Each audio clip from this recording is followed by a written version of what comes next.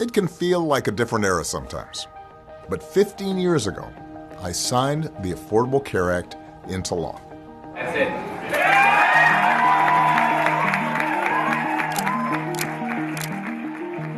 The goal back then was to establish that here in America, healthcare is not just a privilege, but a right for every single American.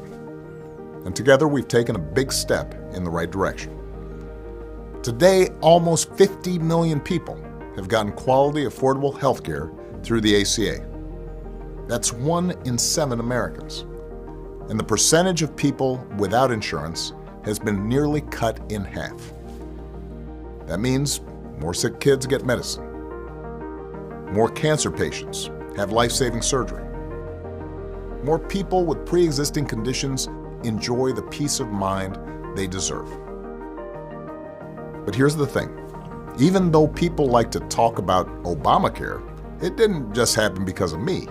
It happened because Americans of all ages, from all across the country, had the courage to speak up about why healthcare reform mattered to them.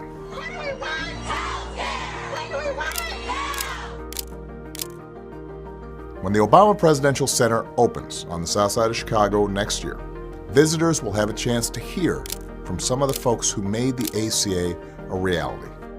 And they'll get to see some of the objects that symbolized the fight for healthcare reform and helped convince Congress to do the right thing.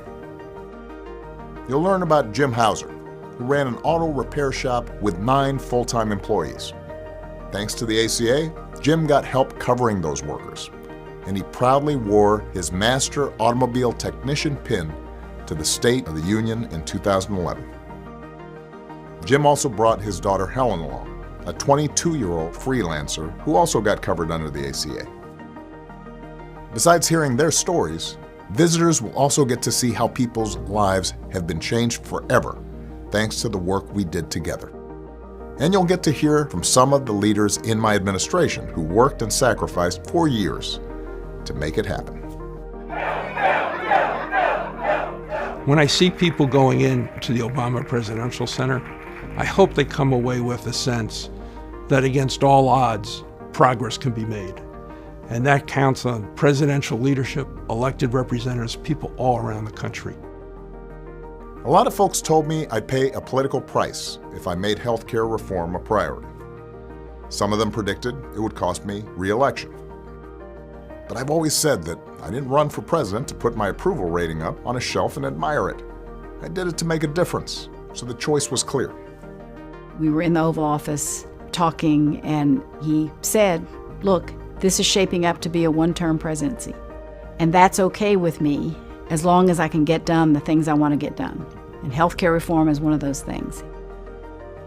With everything going on right now, it's easy to feel like regular folks can't change this country for the better. But if it could happen 15 years ago, it can happen again. The ACA taught us that some things are bigger than politics. And working to make sure people don't lose their livelihoods when a family member gets sick is one of those things. That's why we did it. And we're not finished yet. I've always said that the ACA is like a starter house. It was a big step forward, but still just a first step. Now it's up to all of us to keep building on and improving the ACA until everyone has access to quality, affordable health coverage. When you visit the Obama Center in 2026, I hope you leave ready to keep making a difference. We look forward to seeing you next year.